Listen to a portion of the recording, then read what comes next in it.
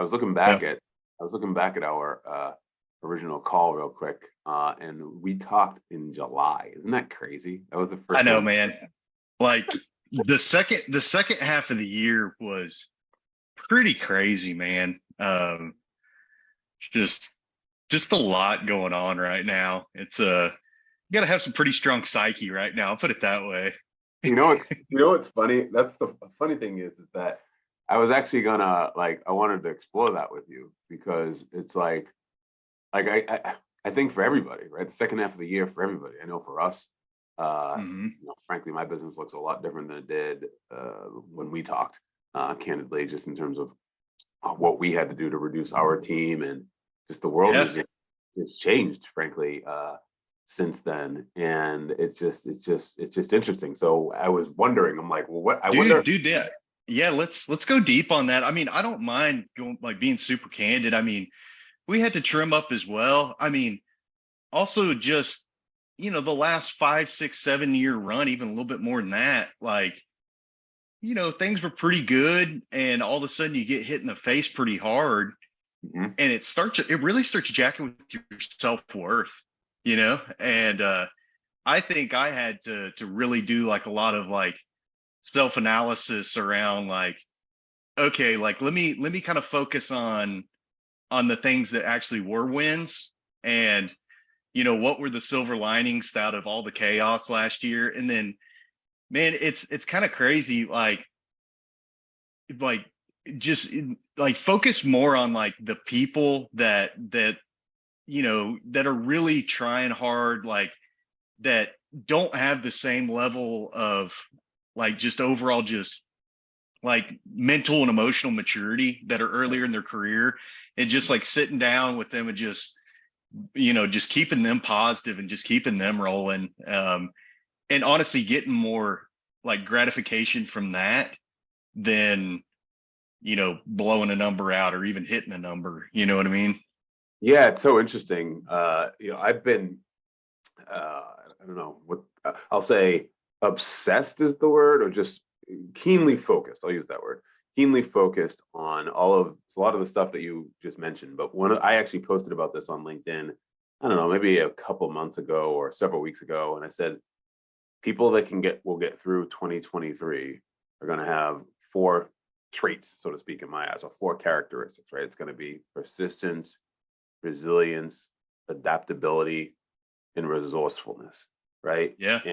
And I think what you just said is also important from a leadership perspective, which is to be a servant leader, right? To be a empathetic leader and try to meet people where they are and understand that because things have changed so quickly and because there are so many challenges, that in order for us to lead people that are going through challenging times and not hitting the number and all this other stuff, to be more aware of that and to figure out how we can meet them there to bring them to where they want to go and where we all want to be. You know what I mean? Does that make sense? Dude, 100%. I mean, and also like to look at things with some optimism, to where it's like, you and I both, we've been through a recession before. It was a long time ago, Mm-hmm. but people still spend money. You just got to find the pockets, and you really got to slow down and develop a strong sense of empathy, and kind of putting back on those like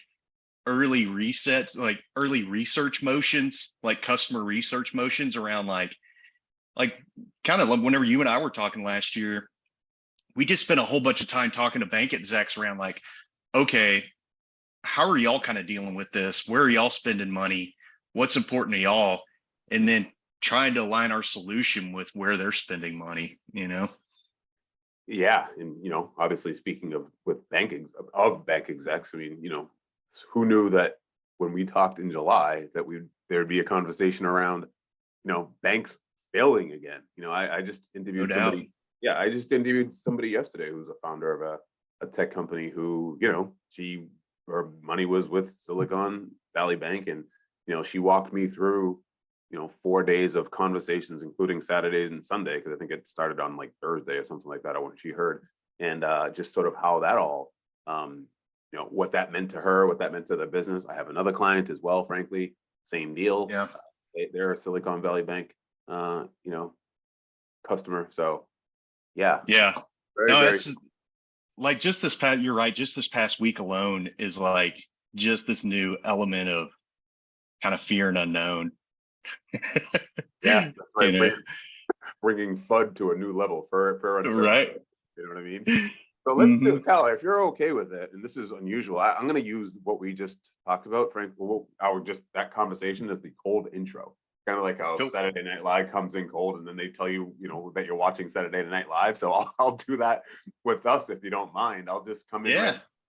and do my traditional intro, and then we'll just but we'll keep all this in. So I'll show people the backstage right now for a moment. Charan, who's my producer, Charan, just leave this in, and then I'm going to make the introduction now, and then we'll just put the rest of it in too as well, and we'll just continue the conversation, and I'll explore with Tyler some more of this topic and others as it pertains to Encapture. So what's good, everybody? I'll start there. Thanks for tuning in to another episode of the Goats of Growth. Please subscribe, rate, and review if you haven't already. And don't forget, I also have a book by the end of the year coming out called The Goats of Growth, which is the untold stories of the greatest revenue leaders of all time. So follow me on LinkedIn for more about that. Now, as you are listening, my guest today is Tyler Barron, who's the Chief Revenue Officer at Encapture, which is an intelligent document automation platform that helps companies to be more efficient and customer centric. And I can also just, as you heard, be certainly people centric as well. Tyler, welcome to the Goats of Growth. Hey, Jay, thanks for having me. Absolutely, absolutely. So let's just start with, or continue, I guess, with Encapture. Tell me in the audience a little bit about Encapture, and even frame it with the conversations that you're having with bank executives, I guess, in terms of how you help your customers do what you do. Yeah, no, 100%. So at the highest level, Encapture is an automation solution. We serve a lot of different markets, but primarily focus on banks. And what we're doing is we're automating really mundane tasks that are happening at banks, like a lot of data entry type stuff. We do stuff around loan automation. We do stuff around deposit automation. Where we have found the most compelling solution, to kind of tie it back to the original talking point you and I were talking on, is there's actually a lot of things in the world of banking compliance to where the solution adds a lot of value. So one thing that's just happened here in the past couple of weeks with SVB and everything that's kind of happened there is those banks for a long time had pushed back on a certain level of stress testing from the federal government. And we basically have solutions in place now that allow mid-market community banks to be able to do those things without having these huge teams to go through all these data validation, data testing. So, it's a valid point by these banks saying, hey, look, we don't have the resources to do these things.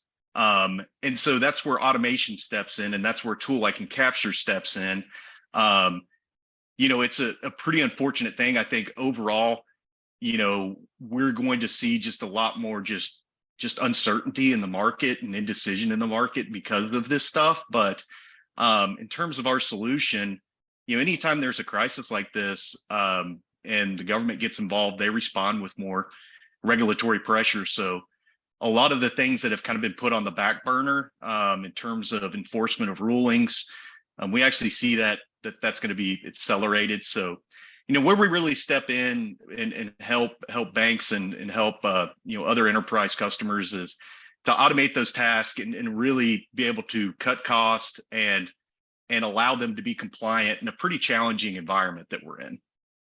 So let me ask you this, in conjunction with what we were just talking about in terms of where the world has gone since the last time you and I spoke, which was just July of 2022. And then obviously, given what we just ended with there, which is the Silicon Valley Bank and some of the other banks that have failed, how has that impacted Encapture? In other words, is there opportunity now?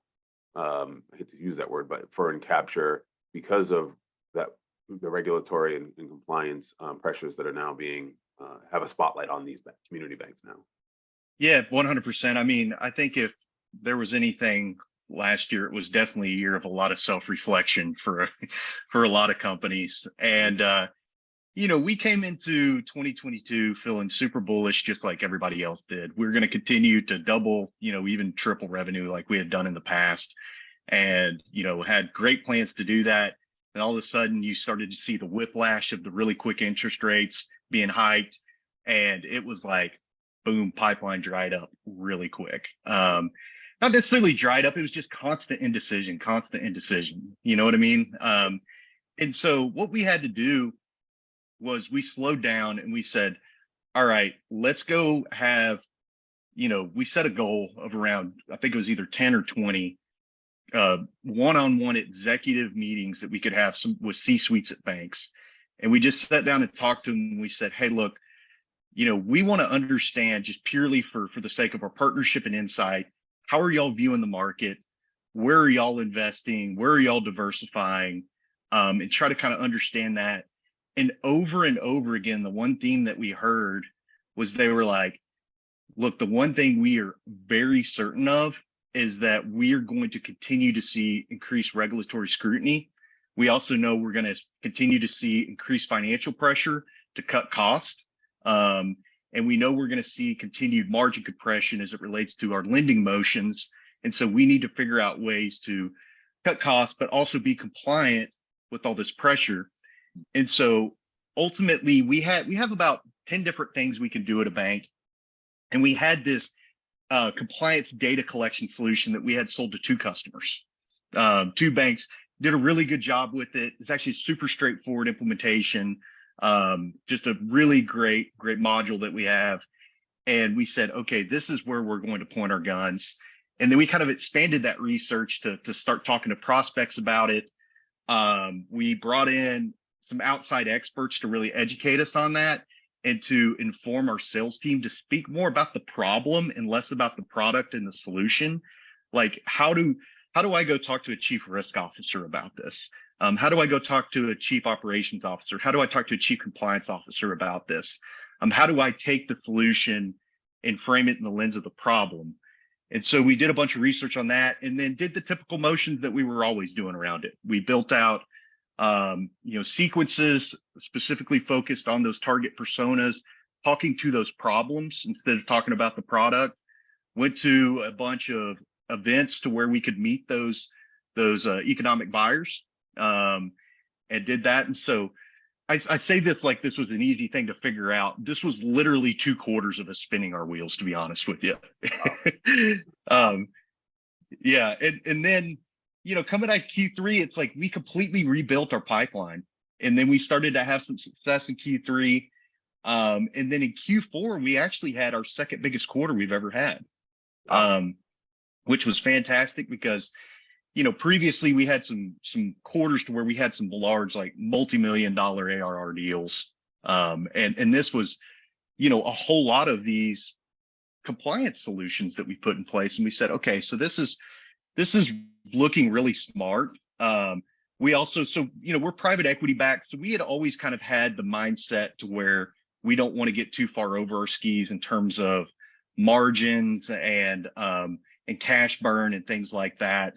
And so what we did is we rebuilt our demand gen model based on this new demand that we're seeing of where people were actually spending money still.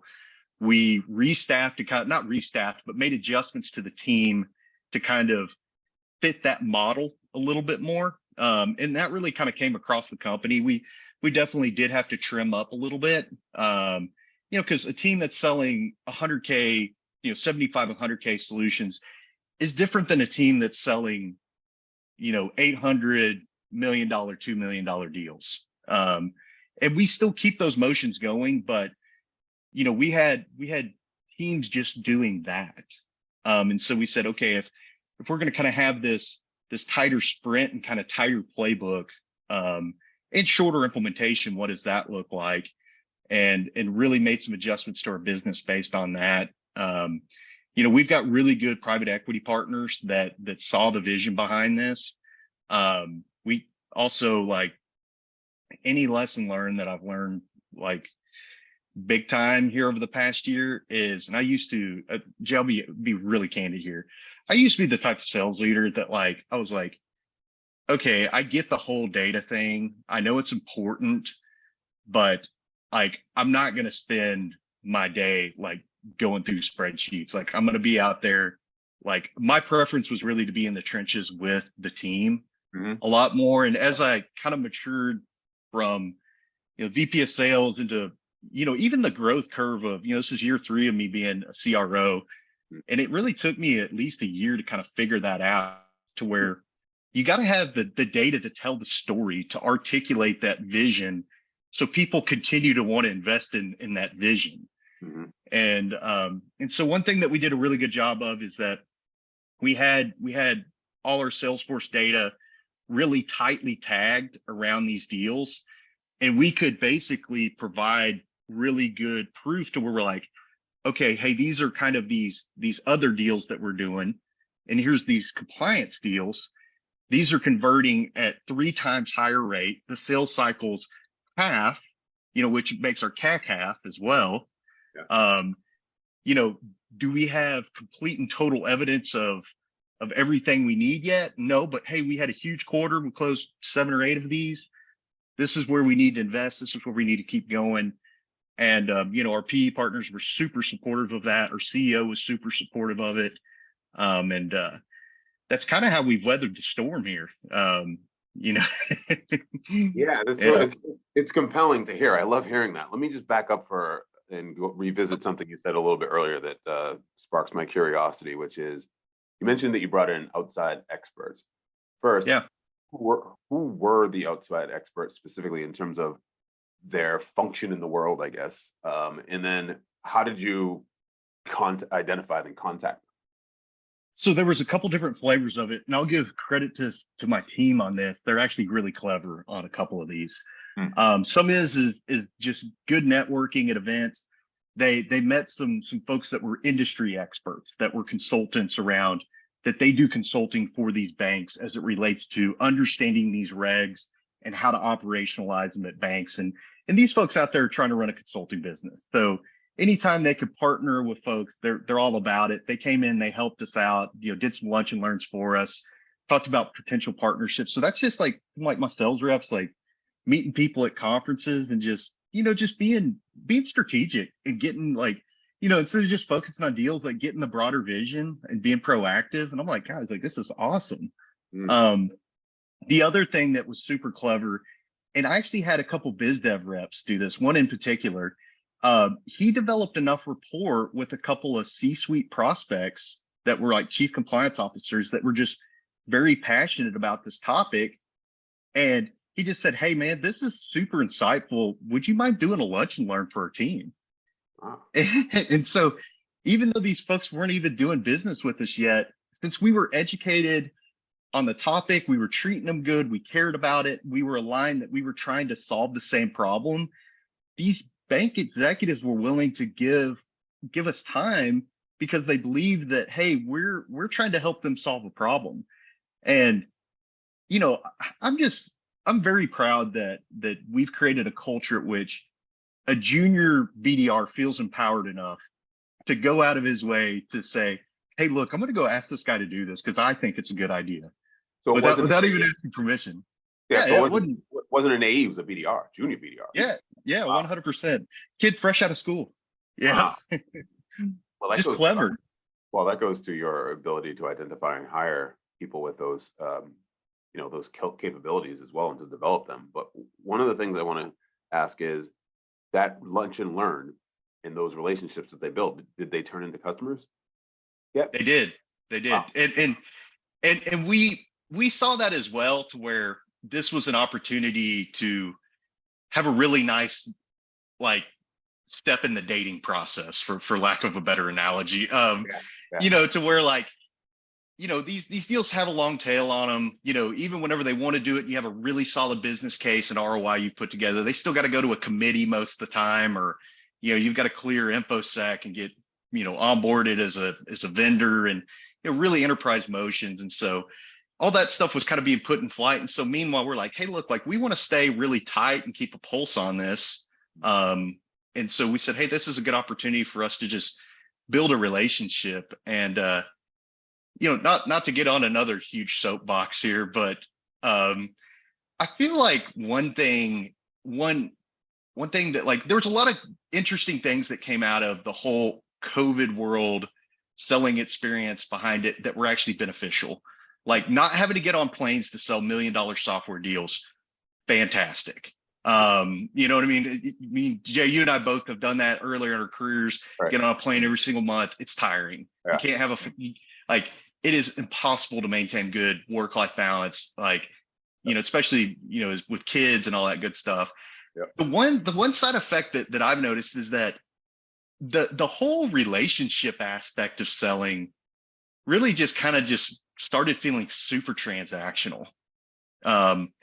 And one thing that we've heard from a lot of customers to where, we've tried to really slow down and, just write thank you notes or call them and just ask, hey, how are you doing? Or if they're at events, take them to dinner, or if we're in a city, do that kind of stuff. Like, we're not trying to travel more than we should, but we've had a couple folks say, hey guys, like we really appreciate that y'all actually like care about the relationship.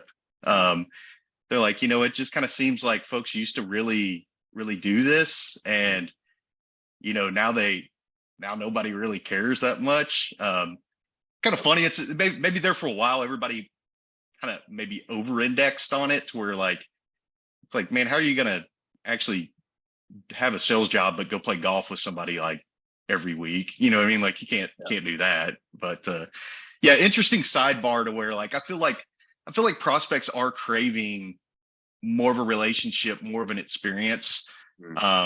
Because it did get kind of transactional, even in the enterprise space. Yeah, for sure. I remember when I frankly only recruited locally.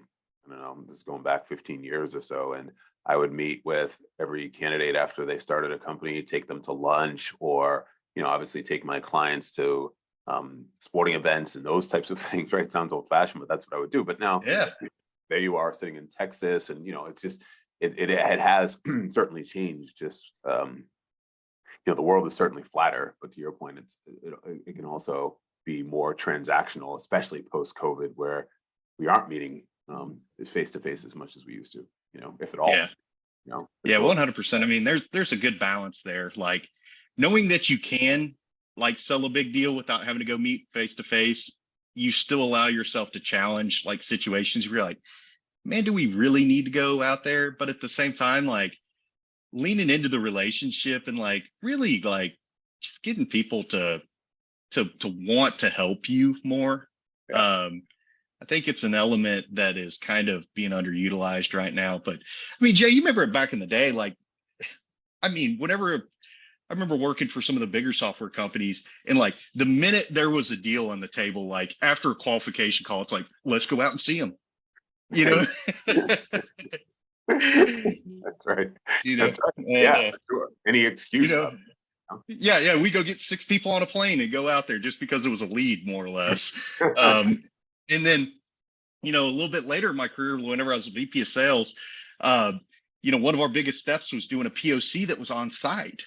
And the longest pole in the tent was always getting everybody in one room and being able to do that POC step. And so, here at Encapture, we've been able to create that as a digital experience, which is great.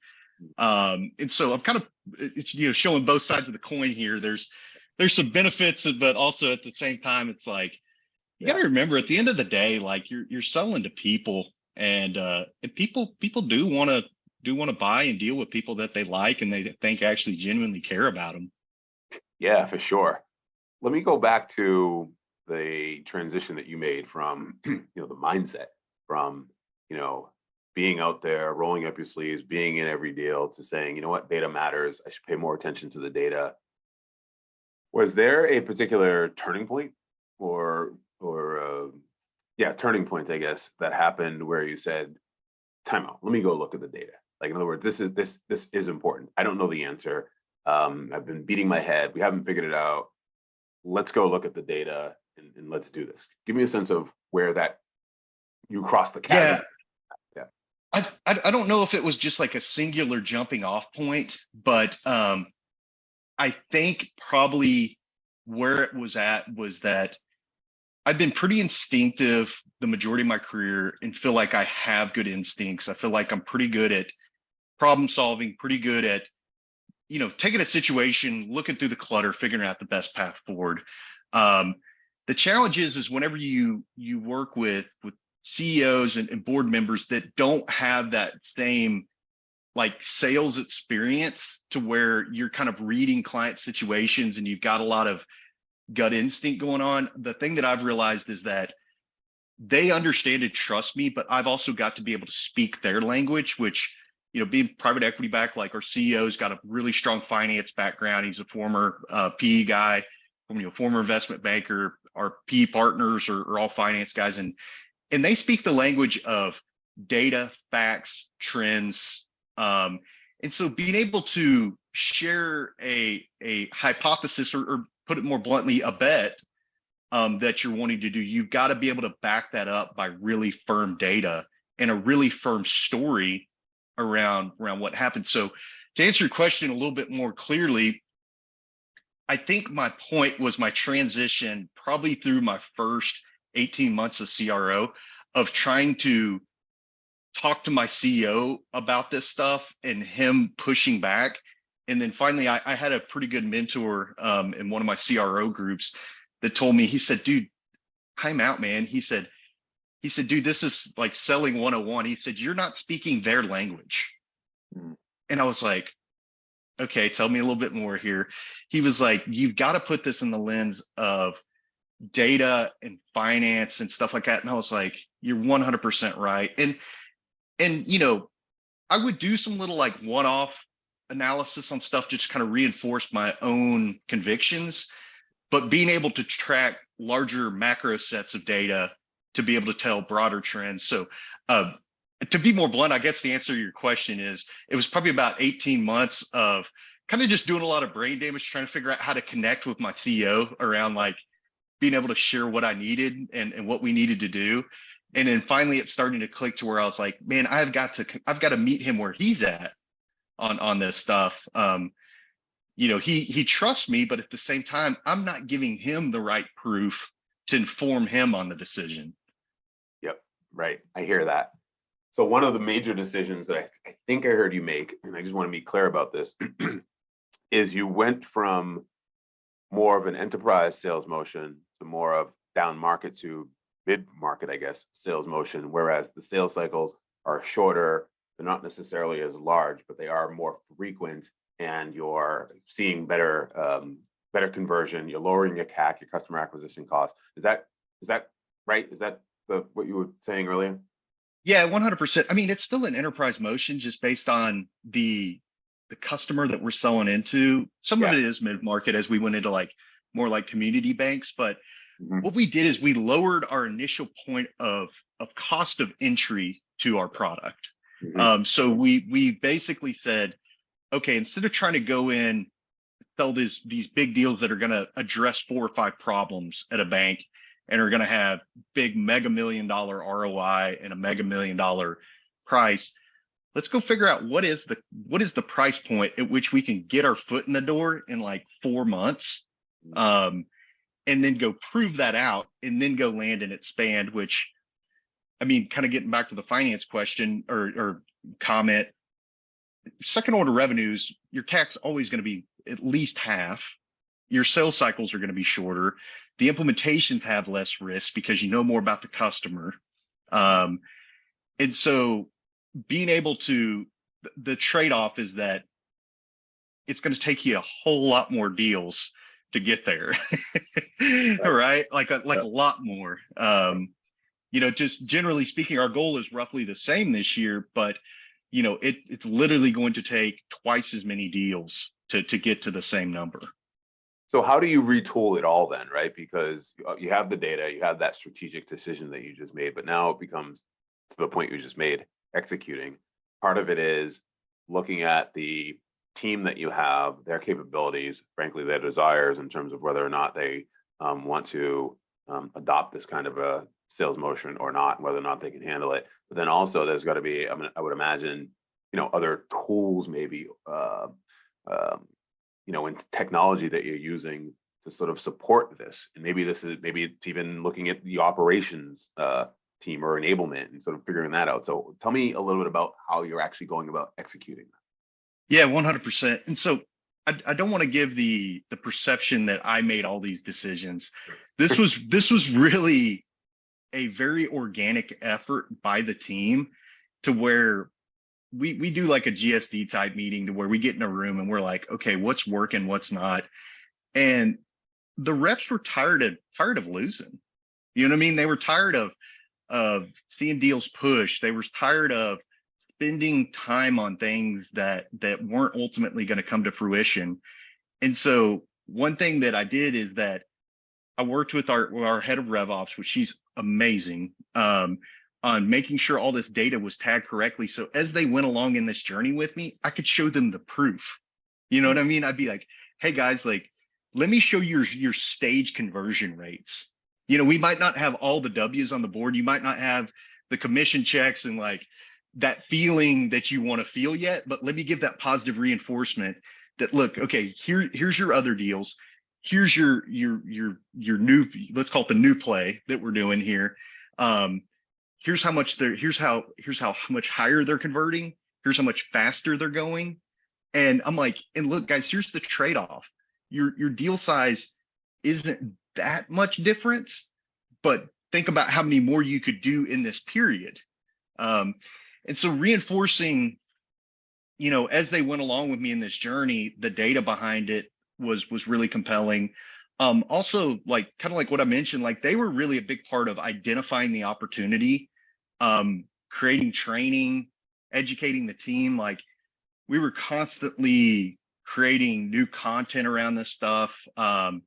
They worked really, really tightly with our marketing folks to make sure we had really good messaging, all those things. And so, the biggest thing outside of that was just sit down with the reps and just reinforcing that, just getting them to see that, look, there is light at the end of the tunnel.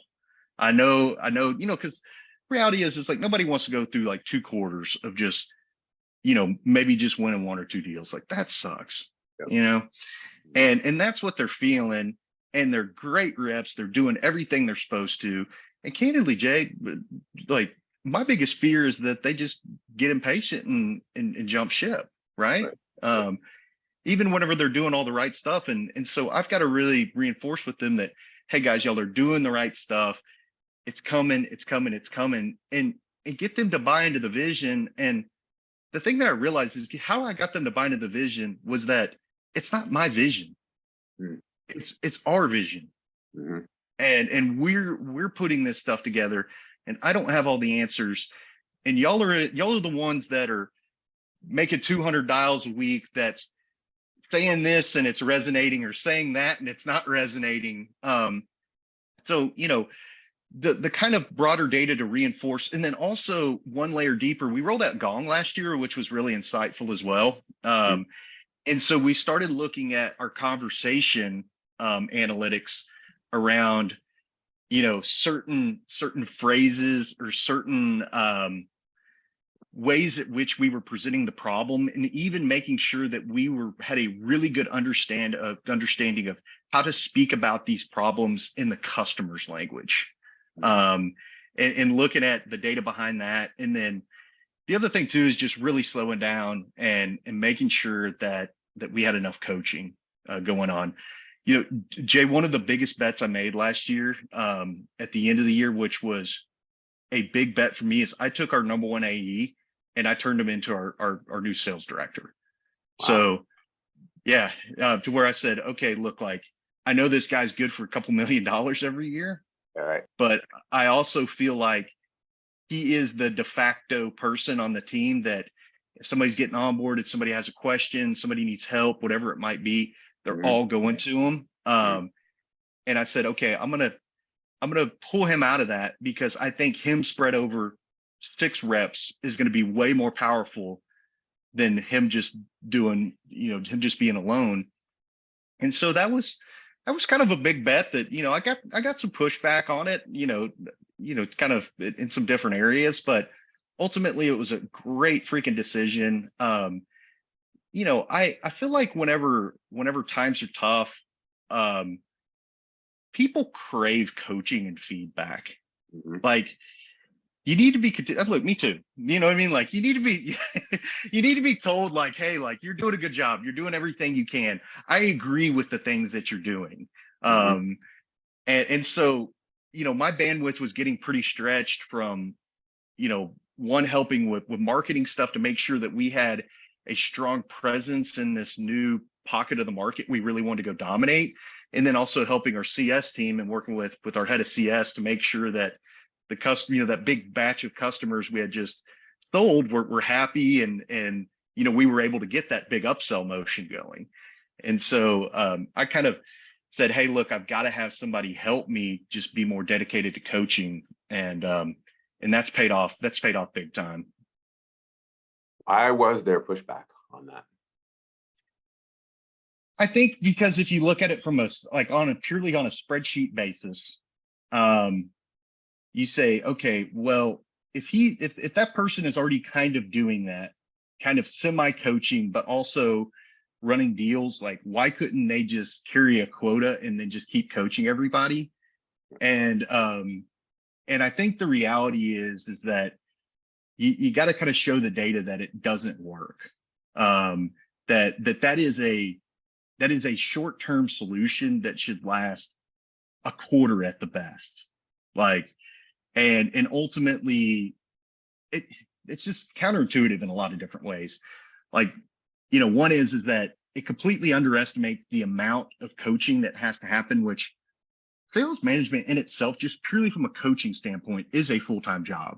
Like if you're going to sit there and listen and you're on, 3 or 4 customer calls a day and you're sitting there reviewing calls, you're doing feedback sessions, you got one-on-ones with 6 reps. I mean, 6 reps, that's an hour a week just in one-on-ones. And then you're going to have to review calls that are hour calls. So that's a job in itself. So being able to kind of really share that. The other thing too is that it's completely counterintuitive to where like you ultimately like have a leader competing with the reps around deals. And everybody, we got a good culture to where like we don't have egos around that, and there's pretty high trust. But at the same time, it is like organizationally wonk. Right. You know what I mean? To where it just is, it's not going to, it's ultimately going to create an issue. You know what I mean? Yeah, for sure. Let me ask you another question about that. Do you think that that is a challenge for top reps, not just within and capture, but just across the board, where their success is almost hurting them and preventing them from doing what you just did with that person, which is promote them to a director level or some sort of a leadership role, because taking them off the floor, so to speak, could hurt the business short term? I feel like that's gotten a little bit better, but I think broadly speaking, yes. I mean, Jay, I remember early in my career, whenever I first said, hey, look, I want to be a VP of sales, the first pushback I got on that was, well, hey, you're our best IC. You know what I mean? And it was like kind of like a little bit backhanded where it's like, hey, are you sure you want that? Right. You know what I mean? And I'm like, yeah, I do. And like, yeah, like I want to grow my career. I want to have a bigger impact. And so I do think that if you look at it kind of at like the spreadsheet level, everybody's like, oh man, like here's a sure thing. People see that as being risky, but at the end of the day, what's more risky is not tying people's job to what their actual real motivation is. Right. Now, if you have somebody that says, hey, look, I want to make as much money as possible and I want to do the least amount of work as possible for making the most amount of money, and I want to think about just my deals and that's it, you're like, fantastic. Okay. But if you really have these deep conversations with people where you're like, what is it about this place and this job that you enjoy? And they start talking about, man, I love just being around my teammates. I love it whenever younger reps ask me for advice. I love it whenever I feel like I've created something that everybody else can use. You're like, okay, like this person's motivation is different. And also too, like I feel like it's kind of a weird conversation where it's like people are like, well, you're going to make more money as an IC. That's not true.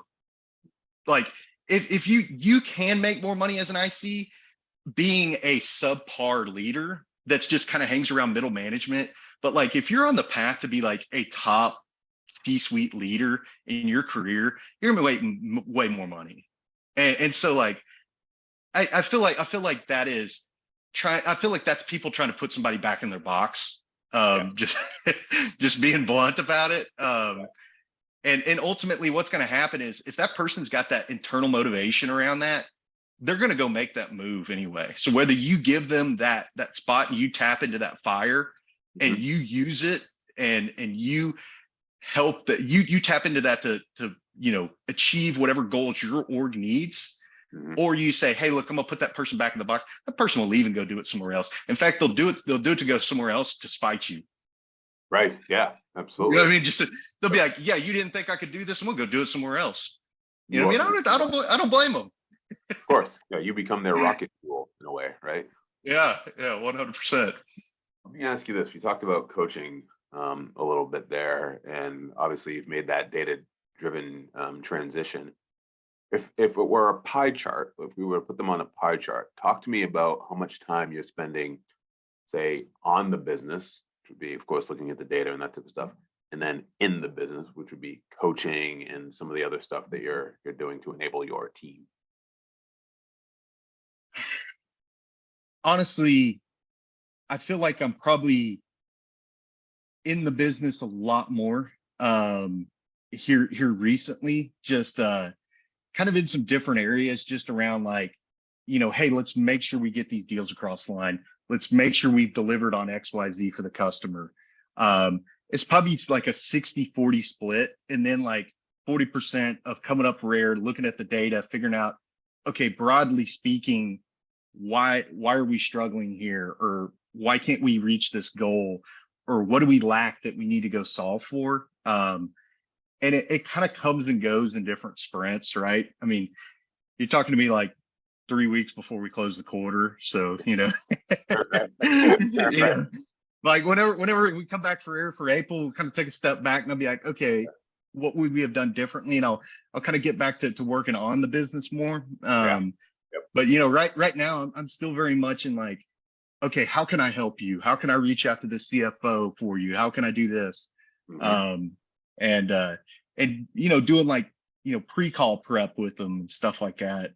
So, I don't know if it's this, you would think that as you progress through, I'm on year 3 and it would be kind of this transition where ultimately all these things would be in place and you're able to really kind of do a lot more strategy and stuff like that. It's like, my experience is that it's kind of been more seasonal, you know what I mean? To where it's like, and everybody's like, well, okay, well, what kind of CRO do you need for this stage business? It's like, I think the number one thing is you got to have somebody that's super freaking adaptable to where it's like, if I need to go basically help this AE walk hand in hand with them to close a deal, I can go do that. If you need me to go look at some data, some broader trends, I'm not great at it, but I'll get you what you need. And so really it's just the ability to kind of be adaptable and it just be tuned in to what the business needs to accomplish those goals. But Jay, to your point, you can't get sucked in and lose all your energy and keep running into the same hurdles and putting your reps through the same hurdles whenever you really need to be saying, okay, I got to take a step back here and realize why, like I felt it, y'all are feeling it. Like, how do we prevent this thing from happening over and over again? Yeah, for sure. Let me ask you just another strategic question and let's zoom out and look long term, right? So if you look at, say, the rest of 2023 as an example, I don't know if we can look any further than that, I guess, at this point, but what are the initiatives that you're thinking about or that you plan to be thinking about or focusing on so that you are able to you know, achieve whatever it is that you're needing to achieve by the end of the year. And what I mean by that is that are there obstacles that are in the way now, or obstacles that you anticipate coming up that will be in the way, opportunities that are there now that you're not able to tackle, or opportunities that are coming up that you want to be prepared for to take advantage of? Like, how are you thinking about that so that over the next like 2 or 3 quarters? Yeah, 100%. I think there's probably three components. On the people aspect, we have made a lot of bets on reps, and not just reps, but just people that are younger and less experienced, that we're saying, like, we got a first time head of sales, we got a first time head of marketing. I've got two reps on my team that's their first time. They got promoted from being BDRs, first time carrying a quota. And so this doesn't work unless I can get them to a place to where they're successful. Part of that is having a system that they're successful in, which I feel like we've done, but it's all those elements of situational coaching, right? And also just being there to keep encouraging them, keep being positive, keep building their confidence, because the ramp is long. It takes a while. I mean, for anybody. So that's one big component of it. The other component is, more than any time in my career, I am very, very keen on the customer success motions and the account management motions, and just the general upsell and churn prevention motions. The absolute worst thing that could happen right now, whenever we know that all their customers, not just us, but with all their vendors, they're sitting there, and there's a CFO looking at that right now, going through a list saying, who's treating us right? Who's adding value? We're paying X. What's it getting me? And so we're trying to be super tuned up to that, to say, one, let's make sure we deliver. Two, let's make sure that we maintain really strong executive relationships to where we can remind them of the value that we're providing, and also align our solution to additional savings. So a lot of times you kind of just get pushed off into the corner, to where they're like, oh yeah, it works, so we're just kind of forgot about these guys. And so there's a big element here to where I'm just very keen on that. And then the other big motion is how do we capitalize on this window in the market? Not to get down in the weeds about the banking compliance stuff, but this is only going to be super relevant for so long. And then we're going to get back to good times, right? And so how do we make sure that we really become the leading solution in that space? How do we make sure that we can sell faster, implement faster, ultimately provide value, like realized ROI, to these customers faster, so they can go tell everybody? So that's kind of like the three pillars at which I'm really thinking about this year. And the reality is that they all got to be working in harmony together, or else like it just is, you're just gonna have too many holes in your game, Yeah, for sure. People, so just to recap, an investment in people. Obviously, you've made those bets on a lot of first timers, which I love. First time head of marketing, first time head of sales, first time account executives who were BDRs. Investment in customer success and account management, making sure that you're reducing churn, increasing the likelihood of renewal, and making sure that the CFO and the C-suite are really not only seeing the value, but really appreciating enough to continue, and frankly, to tell everybody else. And then in an odd way, to take advantage of the window of opportunity that we're in right now, which isn't necessarily macro economy wise, isn't a good window for most. But what you're saying is that now is the time where capture is really needed, and you really have to strike and take advantage of this time, so that when you are able to solve the problems for your customers, they can continue to tell other people, even when times are good, yes, you need us. You need capture still, right? Yeah, 100%. And I don't even think the last one's specific to just capture. I genuinely believe that, and you've heard folks say this, that this will separate the winners from the losers. Mm-hmm. Like who's actually going to really lean in, figure this stuff out, and kind of figure out the pocket at which they're valuable and come out of this with a tighter, just more efficient business. And then who's just going to fold or run around with their hair on fire, not being able to think, you know? Yeah, for sure. I'm smiling there because I feel like just personally, I do better when that question is posed, right? Like when there's a little bit of uncertainty and chaos, I feel like I'm personally self and as a business able to just buckle down and focus. And I love that kind of a challenge. So it's interesting. We'll see. You know, I was actually talking to my Yeah. CFO yesterday and she brought something up and I used the word, that's exciting. You know, I don't know why. I'm like, the first time I've actually looked at a spreadsheet and said, wow, that's exciting. It had nothing to do with the top line or bottom line. I can promise you that. One question that I have that it's gnawing at me, so I got to know the answer to the question, which is your account executives, do they have an opportunity to expand the account? In other words, or do they immediately close the deal and then move it over to an account management team? Like, what's the thought? What happens there?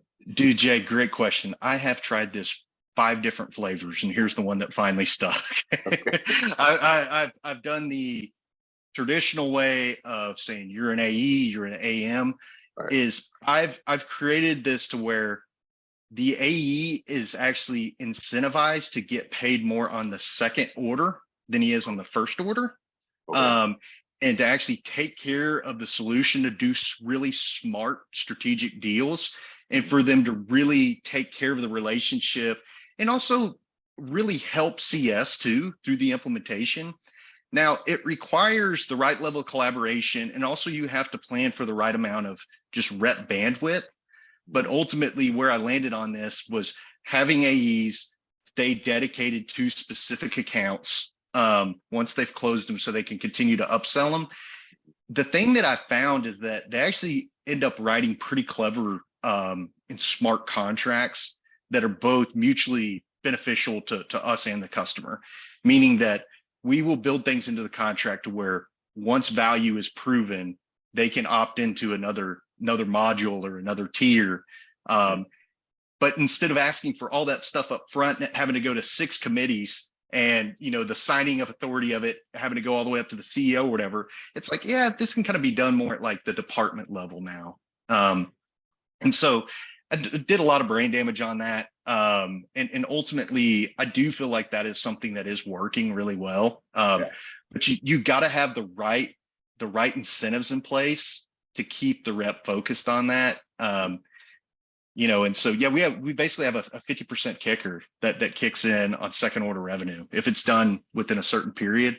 And I feel like it's, you know, and it's, from our standpoint, it's smart, right? It drives NRR. You know, CAC's roughly half on second order revenue with existing customers, makes existing customers happier. They become good references. So I think it's a great thing to lean into. Yeah, that's what I was wondering that question, just as it pertained to, you know, the happiness and satisfaction of your account executives and what you were saying about, you know, just making sure that they're bought into the new selling motion and all that stuff. So that makes a lot of sense for sure. Thanks for sharing that. Yeah, no problem. Ready to get into the rapid fire 5? Where I ask you 5 questions, give me 5 answers, and we're out. Yeah, let's do it. All right, here we go. First question, what motivates you? Yeah, so I'll definitely say it's the impact I'm having on people. So, you know, whether they're here and captured for short time or a long time, I want them to walk away saying, Tyler was somebody that really had an impact on my career, really helped me figure out who I needed to be, got me where I wanted to from a career standpoint. So definitely just overall just impact on the people around me. Love it. Name a big goal you have right now and when you would like to accomplish it. Yeah. So I've actually committed myself to reading the Bible in full for the year. And I can tell you right now, it hasn't been easy. I've taken some days off. Right now I'm in the middle of Leviticus. So any of y'all that read the Bible, it's kind of a little antiquated in terms of, you know, some of the stuff in there, but it's a really good goal. You know, it's helping me kind of get back into scripture, grow my spiritual life too, which for me, it's got to start there. So trying to get through that in a year. So I got some makeup days I need to put on the calendar. I love it. What's your most preferred way to learn new information and to stay sharp? Yeah, so we do like a book club at work that I kind of lead, and I will do 4 or 5 audibles a month. So love going through that. I enjoy listening to podcasts too, especially while I'm working out. Maybe I'm just getting old and I don't listen to music anymore. I'm just uncool or whatever it might be. That and I now that like conferences and stuff are coming back too. Like I love meeting people and just kind of understanding what's going on in the industry, what products are going on, what other sales leaders are doing. So I would probably say that's probably where I've learned the most. Cool. Well, tune into this podcast if you want to hear what other sales leaders are doing. Yeah. How many hours of sleep do you average per night? Man, I used to be very disciplined about this. It's I still not bad. Like I am very much I need to try to go to bed by 9, get up at 5:30, workout. But I got 2 boys, one's 7, one just turned 4, and both of them are just straight up midnight riders. I mean, they're at least one of them's in the bed with us last night. I had one in the bed with us last night that slept sideways. And he's kicking me all night. So yeah, ask that question in like another 5 years and I'll probably have a better answer for you. Mine are 9 and 7. I don't miss those days. They neither one of them been in our bed for a couple of years, which That's great. It's funny. We thought one night we're like, because one of them's got bunk beds, we're like, hey, let's just put them together and maybe they'll keep each other company. Yeah. The other one tapped the other one and said, let's go. Yeah,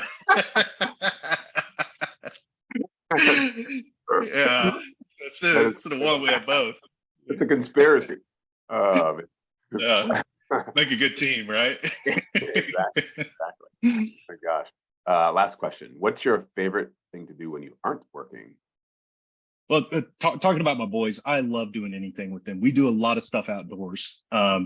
We fish, we hunt, we play a lot of sports. I am so blessed from the standpoint of, even though I have a very demanding job, I still get to coach my son in football and basketball and baseball.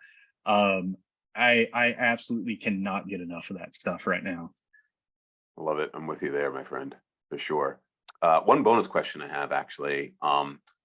Unfortunately, I don't have the question from the last person that I interviewed, but what I always do is ask, and I'll ask you this in a second, but for you to ask the next guest a bonus question, a question that you just want to know. So questions could be like, what's your walk-up song? Like, as it when speaking of sports, when you're like when the batter is going to the batter box, they play a song. So what's your walk-up song? Somebody asked, if you were to buy a sports franchise, what would it be? Another woman would ask, it can be all kinds of things to ask the next guest. But I unfortunately don't have that question from the last guest. So I'm just going to ask you a very simple question that's on my mind because I'm thinking about it right now. What are you looking forward to this weekend? I'm looking forward. Well, I'm actually taking tomorrow off and having just a full day with my oldest son. He's on spring break, so we're gonna go do a bunch of fun stuff. We're actually gonna do a little quail hunting together. So I'm actually really looking forward to that. He's the one that's 7. He's my buddy. So out of everything going on, I'm just really looking forward to just having a full day with him. Jay, I got to be honest, we are teetering very closely to that stage to where like he kind of doesn't want to do stuff with dad anymore. You know what I mean? Right. I know, man. Like he's really socially always wants to do stuff with his friends and all that. And like, I'm like, hey man, you excited about going? He's like, yeah, no. I'm like, come on, man, like this is fun. So yeah, I'm pumped just about being able to just spend some one-on-one time with him. I love it. That's fantastic. What would you like for me to ask my next guest? Question would you have? Yeah, well, I don't have a cool question like walk-up song or anything like that. But I am always looking for really good book tips and book recommendations. So would love for you to ask, hey, what's the best book that you read here recently or read last year or whatever it might be, just to see if we get some more book recommendation going. I love it. Fantastic. And just one final question for you, which is, how can folks say thank you to, or perhaps maybe ask you another question, get in touch with you, maybe about an opportunity there at, at Capture? What's the best way for people to do that? Yeah, just reach out to me on LinkedIn. You can find me Tyler Barron, at a capture, obviously. And would love to just either talk shop, advice, anything. Maybe you can give me some advice too. So just hit me up on LinkedIn. Be glad to chat with anybody. And Jay, I appreciate it. This was really fun today. Absolutely. Thank you for being so candid and open. And I think that cold intro is something really cool that's gonna that'll be good for this episode for sure. Yeah. Tyler Barron, thank you for joining the Goats of Growth. All righty. Appreciate it, Jay. Thank you. Appreciate it. Okay, bye everybody. Cue in the music.